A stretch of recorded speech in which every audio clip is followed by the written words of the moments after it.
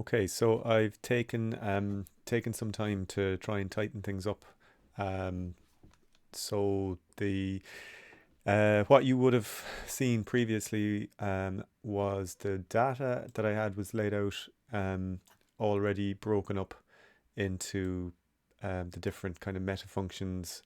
So I had gone through the process of kind of deciding what was representational, what was interpersonal, and so on, and had kind of described things um, in the visual field, you know, as the various meta functions. I felt that that was starting to give me problems because so much of this stuff is actually overlapping, that they're not really that easy to segment, and shouldn't really, that I should be able to code things as any number of resources belonging to the ideational or the interpersonal and the textual. So what I've done is I've actually gone back and put got all the data into the shots, um, much closer to the original, call it raw data that was in the transcript. So now what I've done is I've just broken it up into the visual field and the lexicogrammar. Now the lexicogrammar is actually broken up into its meta functions, but that's fine because that already has, like, that's not so much to do with CVR. That's to do with the spoken word, which already has plenty of well defined ways of breaking that up into the various functions. So I'm happy enough with that being the way it is there, but that the visual field just being broken up into its modes, and then they will then be coded in a number of different ways, um, without having to already have them kind of semi-interpreted prior to coding, which just seemed like a bit of a mess.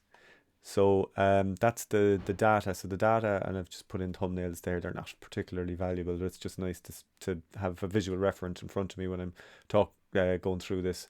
Um, so that's the data. So the data has I've kind of gone a step backwards to go forwards or something. I don't know how to describe it, but it just feels like I feel a little bit more confident that I'm actually coding the data properly now, and that I'm not putting kind of things in the wrong stages for the analysis.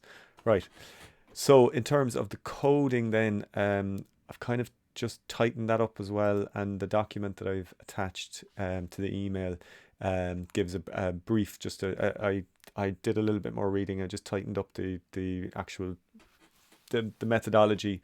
So that's there. So I won't read that out, obviously. But the codes are in a kind of a code book form now, and whereas the previous codes, they were very much mixed up in terms of this gaze and then talking about an actual resource such as involvement or binding, and it just seemed a little bit chaotic.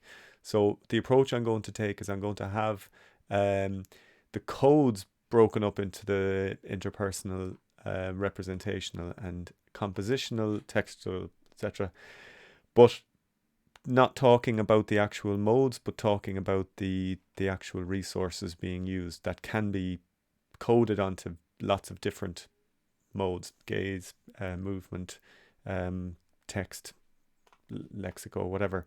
Um, so that's given me a kind of a more of a straightforward way of getting stuck in now, I think, which is where I am. I'm almost finished now. I'm just thought I'd spend just the rest of today on this stuff and then get stuck in on Monday properly, coding up a few scenes.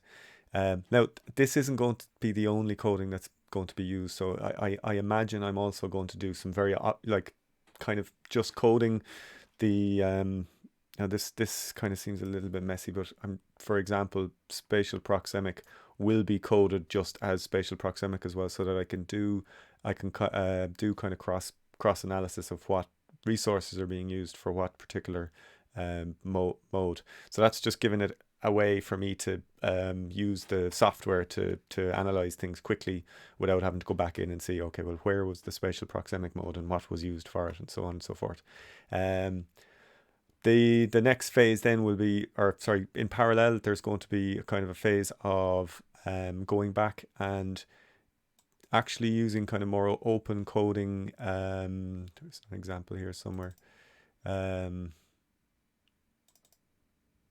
so, I can't find it there, but there are more kind of heuristic codes that I have been using that I'm going to continue to use that are very much case specific. So they're kind of where when you're in the boat with the presenter that you're part of the team, and I'll put part of the team as a code so that there'll actually be kind of interpersonal, broader heuristic, interpersonal, textual, and so on codes being used that can bring me up a level then when I start getting into the register framework and genre and all that kind of stuff, and should give two kind of complementary tracks of analysis and coding going on. Um, yeah, so I have all of the old stuff here that I can try as best I can to try and just backtrack and find relevant stuff and pop it into the new shots. And of course, I always have that monster of a document that I did for Mamie, which I can use to dip into to find the various places that I've already kind of considered coding in different forms, and bring that in then and actually literally code it onto this data.